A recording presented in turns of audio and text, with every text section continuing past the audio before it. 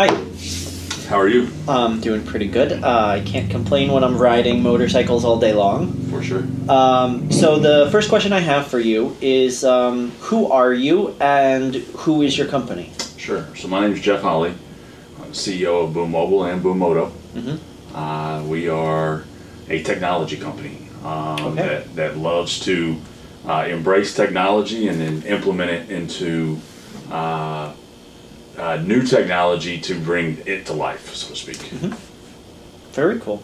And how did you get into electric motorcycles? So I've spent quite a bit of time in China for our mobile side of our business, our mobile phone and service side of the business. And every time over there, I was always on an electric bike. And so, cool. Every time I went back, I was just like, why did we not have the access here to have the electric bikes the way we have it in China? Because, I mean, it just made it so convenient. Yeah, last time I was over there, absolutely everybody was on an electric bike. Like, you look and grandma on the street has a little sit-on scooter, but it's electric. Hundreds of thousands of bikes over there. I mean, you're in Shenzhen and it's chaotic. I mean, they're going every direction and it's crazy. And I was just like, every time I go, like, why don't we have this in the U.S. yet? Mm-hmm. And so seeing that sort of thing, is that what led you to importing the bikes over here? For sure. So I found already having manufacturing relationships, I was able to find a manufacturer that I felt like that was going to work with me. We're going to be able to customize things. We're going to be able to get exclusive rights to the U.S. And so we found that manufacturer and we started the process and started working on our prototypes. And here we are today. Okay, so you mentioned being able to customize them and some of the prototypes. I know you graciously allowed Morgan and I to do a full teardown on one of your prototype bikes, and we found a couple of things in there. And we also got to see the bikes that have some of the fixes from that prototype to now, where they actually have like fully protected battery boxes and things like that. For sure. And I find that stuff really interesting. Are you finding it pretty easy to get a bike that's going to meet with American sort of ideals and standards? And basically, I guess to shorten it up, are you having a successful time making modifications for the American market? Yeah, so one of the reasons I reached out to you guys was because I watched a few of your guys' reviews of other bikes, and I just felt like if we were going to do this right, then I needed somebody that knew this market and knew this space. And I didn't really care how brutal it was because I knew I could. Oh my gosh! Because I knew I could fix it. I see. So basically, what you're saying is you saw the lightning review, and you're like, "Oh, these are the guys. They're not going to pull their punches." Not afraid to tear something apart constructively. Okay. And so I just knew that once it went through that process, then I knew where I needed to be ultimately as successful as we want this company to be. Okay. And so we wanted to add a flare. Kind of a mobile flare and a flare to the bikes that you look around and you don't see on other bikes right now. And so we always like to separate ourselves in some form of fashion. But the China partner that we've chosen has just been really great in terms of, I can just call up and say, hey, I'm really thinking about this and I would really like to have this, and all of a sudden the next bike shows up with those items done. That's really cool. So it sounds like you're sort of starting now to figure out who you're tailoring this motorcycle brand for.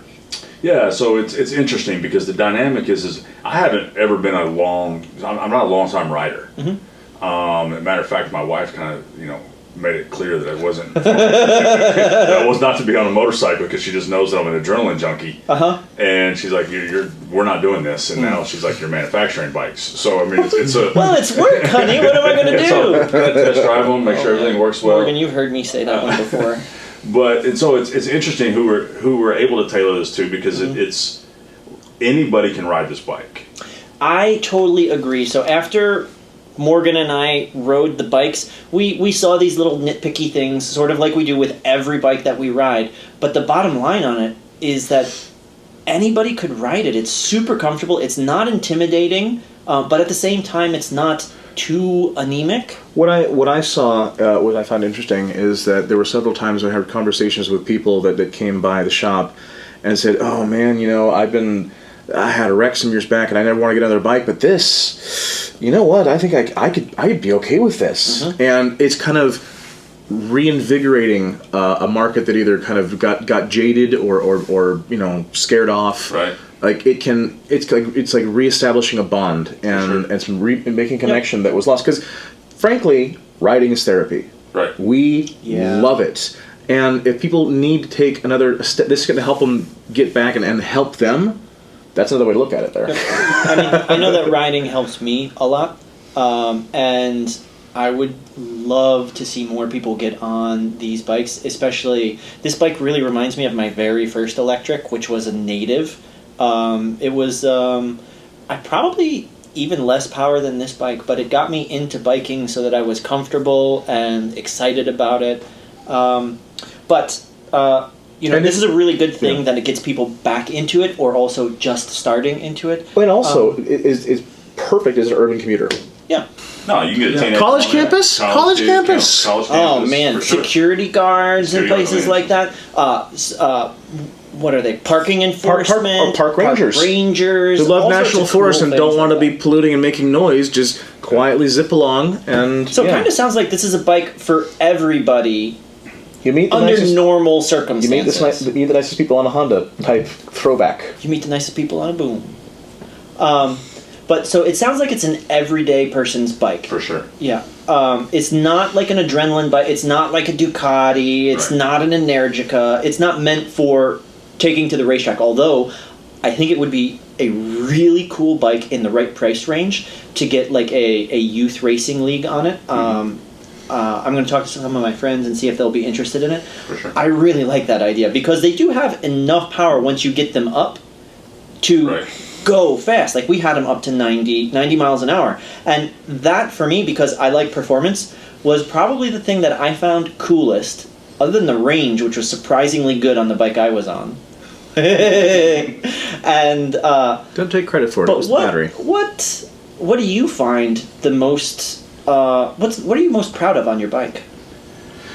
Boy, that in such a short period of time that we were able to get a bike here in the States that was functional enough to be at the price point that it's at, to give somebody the experience they could get out of it, that they could get the same experience off of any other bike, but not at the same price range. Yeah, that's one of the huge things that I have seen in the electric motorcycle and car market for a really long time. Tesla is starting to breach that price for the car, and some of the new Nissans are not as expensive. But in the electric motorcycle field, like the least expensive bike you have is easily 10 to 12,000 when you have the right batteries. If you pull all the batteries out so that you have even less batteries than the bikes we were riding, you can get them down to, I think, around the same price as your bikes, but then 8 or 9. But then you can only ride the bike for 20 miles, and that's not nearly as fun. Right. So that price point, I think, is a huge thing for the electric motorcycle industry. But since we haven't talked about that in the video yet, what is your price point? Could you tell us? Because you've got 3 models right now: the i100, 200, and 300. Yeah. 300X, is it? Yeah. So technically a 4th model. Okay. And so you have the 4 models, and the 3, the 100, the 200, and the 300 are at $6,900. Okay. For each one individually, and then the 300X is $7,900. Holy That's cow. the big battery. These are perfect prices. Yeah. Like anybody who wants to get into electric motorcycles should be able to look at that and say, this is something that I can do, right? Right. It feels like taking cars back to the 80s when they cost single thousands and $5,000s of dollars. But anyway, that's amazing. I mean, one of the things I think that kind of separates us from where we're at, I mean, I think there's maybe less than 5 players. Oh, yeah, for sure. Right now in the U.S. From brand names. And maybe 2 of them carries more on hand. That's correct, yeah. Than where we're at. And we've got another shipment coming in. That's going to even probably double where we're at. To be honest, I was talking about this with some of your guys, and one of the first questions I asked you was, do you have them in stock? And when you answered, I've got 35, here's a picture, I knew you were for real. Like, that's the reason I came out here. Had you not had we're units thinking on about stock, ordering a bunch of had them, you like- bought one from Alibaba or something like that, you would not be a real player. Right. But you went to the manufacturer, you got these bikes, you customized them, and you're still customizing and improving them now, and you brought them in. You're actually doing it. And you're moving them. Right. And they're selling. Correct. Yeah, like if you had 35 moldering in a warehouse, but like there are no longer 35 in the warehouse. Got 3 going out after you leave. Okay, so then this brings me to another question. Since we're talking about the ways that you're customizing and improving these bikes to be your own, what do you think has the most room for improvement? Sure. So for us, we want to be committed to safety. And, we want to make sure that every aspect, whether I think it's overkill or not, that we provide safety for the consumer and that they understand what that safety means. Okay. And so whether that means a kickstand kill switch, whether that means a different connector, whether it means having the breaker boxes in consistent mounted areas, whether it means simply having the battery box triple secured. I mean, we want to supply a plethora amount of ways to make sure that the safety is covered, because that's the number one area that's going to get you in trouble. Yep. Especially when you're manufacturing anything from a different country. I don't care what country it comes from. Yep. And so we're committed for sure to that. That's excellent. And then we're committed beyond that to anything that we feel like the customer would want as an add-on, whether it's direct access to the computer via API, whether it's that is super cool. Are you guys actually thinking about like opening your platform up to API things? Yeah, so not only will we open that piece up, but we'll probably attach. We will. No, probably. We will attach our board that we've created for some of our mobile stuff. Oh, right. So a lot of people don't know, actually, before you started Boom Moto, your primary company, and it still is your primary company right now, I assume, as this company is starting and being built, is a company called Boom Mobile, Correct. right? And you guys do cell coverage and landline things and stuff like that? Correct. So mobile phone service, mobile phone devices. We also create and design IoT, Internet of Things devices and products that go along with that. And so some of those IoT products, we have a board that we've built for those that we're going to put into the bikes. It's going to give the bike a gyro, an accelerometer. Oh my gosh, this is going to be a nerd's wet dream. Yeah, so it's going to measure lean angle, have like a SIM card slot in it, kind of thing. I did this for sure. on my first electric bikes. I took computers, programmed everything myself, put my own sensors on the bikes. Like, I've got YouTube videos from 2010 where I'm doing this on bikes. Putting like open source Arduinos with all this stuff on there and saying, "Come build stuff. Come on." So luring. It's like setting out a it's a honeypot for nerds. Yeah, for nerds. With a little stick with a box By the over way, it. I'm a nerd, and I am very pleased by this. It worked. I'm not He's saying here. it in a bad way. we will also break it down for the layman into an app. Yeah. To where they can friend other Boom Moto users, and they can kind of share. Install this, make this slider bar here to give yourself this. That's very cool. You can kind of open your location and let people know where you're at and team up. And so your mobile technology that you've been working on for how many years now? It's 5 years. Okay, so you've got 5 years of mobile tech that you've been dealing with, and that's probably how you got initially started with China, right? Correct. And so you're going to take all of that 5 years of experience and connections. bring it to connections, and bring it to the motorcycle industry. Correct. That's super cool. Which I feel is not being done right now. It's very similar. I was talking to my wife, and I feel like that those that start on the electric motorcycle side, no motorcycles. So from my perspective, I came the opposite direction. Right, you came from tech into the motorcycling. And I want to take something that is relatively dumb and make it smart. You two are kindred spirits. That's why he likes it so much right now. So this actually is kind of an interesting question. when I think of tech and stuff like that, I think of the area where we are. You know, Silicon Valley, San Jose, San Francisco, Los Angeles, Santa Monica. Or even Texas, really. Yeah, I also, that was where I was going next. I think of Austin, sure. right? Like, and then there's a couple places on the East Coast. But right now we're in Bartlesville, Oklahoma. That is for sure. So why here? A couple of different reasons. One is it's currently where it's interesting for me because I've dealt with this for 5+ years now because of dealing with the tech that I build on the IoT side, and I get out and I speak in the IoT world, and I get invited to Germany to speak and travel for that, and it's I have a little bit of a where are you from, and I'm like Oklahoma. So they're like, really? How does this come out of Oklahoma? They're expecting when they hear that like some Okie or something like that. Right. And so the part that I enjoy about it though is the cost of living, number one, the cost of doing business. Oh my goodness. Look at okay. I don't have the expenses that most people have because of the areas that they're in. Yeah. And where they have to do business. And I have a great connection to everybody in town that can really put me in the right track for everything that I want to do, and so I can make this a model city and then branch out from here. So kind of like starting this as a middle America, a breadbasket, or a what's the heart term?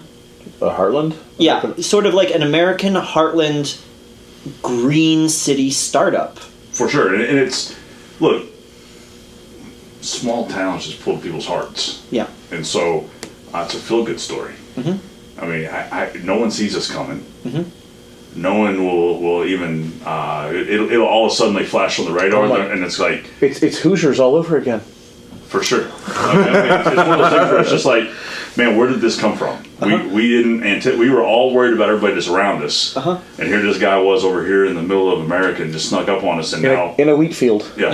And now he's just surpassed us. I've heard two things that I want to talk about from some of your employees. The first thing I want to touch on is I heard that you've already talked to the factory about some of the things we talked to you about.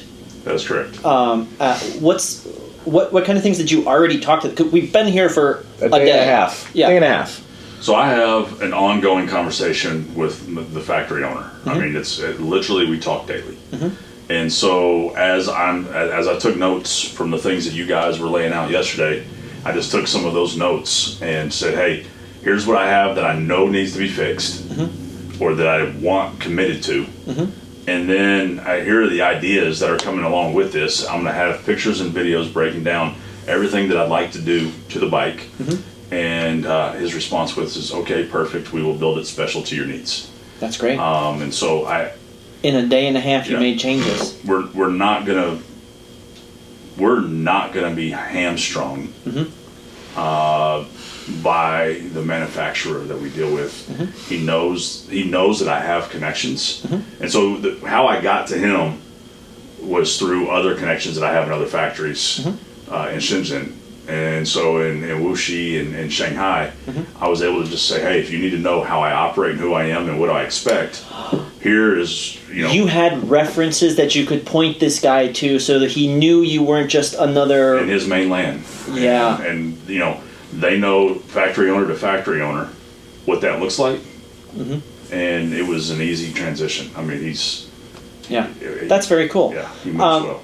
And then the second thing that I heard from your people was that this town actually has a lot more heritage than I had any idea about. There are documentaries that have been made about how this town came up in oil. That is absolutely amazing, because now it's going to go from what was traditionally the oil town of America to potentially the new green town of Merca. The clean, bright future.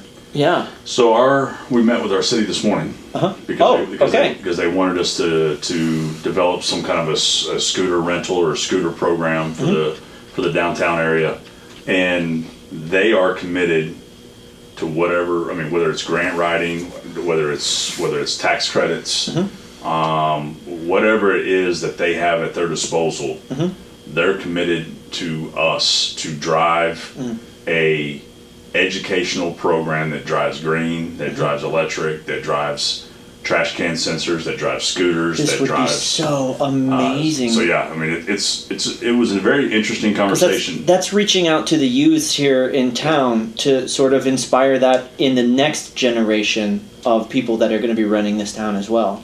Yeah, and so we have a bike path. What a lot of people don't realize is we have a bike path that really Notice that touches. huge bike Yeah, path, in fact. that touches just about. Their goal is for it to touch every neighborhood, and so I mean, and then it can get to every part of the city. And so in my conversation with them today, I said my issue is if I were to do this, the ordinances that you have for the bike path need to be rewritten because right now, no motorized vehicles are allowed on the bike path. Under a certain amount of power for an EV would be great. And that's so I said, listen, we've got to have the ability to be at 35 miles an hour and we could be on the bike path. Yeah, you have such a unique opportunity here to be able to talk to the city in an open way because you know the people and that you can actually affect change here. And if this is like one of the driving towns in this sort of area of America, you have the ability to influence other small towns around here and just spread this movement out. It's the way we've always operated. I mean, that's from day one, 23 years ago when I started business. We've always been the one that doesn't get paid attention to until it's too late to stop us. Very So that's very similar to the way we'll run this. Is we'll start here, we'll build our processes, and then once our processes are built, it's just dropping them in and going. Well, I want to say thank you very much. I really appreciated all of your hospitality, the ability to test your bikes, the ability to rip them apart. For sure. And I'm impressed with how you took all of the feedback we gave and how you've already made changes in things. This is really impressive. I'm looking forward to see how you guys progress in the future, and I definitely want to be back to see more of this stuff. Awesome. Likewise, I'm appreciative. I know we're appreciative of the time that you spent. We're appreciative of the feedback that we've got. We can't get better until we know what needs to be changed. And so everything that you guys have done, I mean, I think one of your comments back to me was kind of, hey, this is a little bit of a ballsy move for you to reach out to us with knowing how we're going to react and knowing how we're going to do it. And for me, that's the way I play. It's a little bit of Russian roulette. It's a little bit of calculated risk. You really can't get to where you want to go until you have the people in your corner telling you what you need to hear. Yep, and sometimes you might not like it. Not what you want to hear, but what you need to hear. So, agreed. I appreciate it. Well, thank you, and you're welcome. Yes, thank you.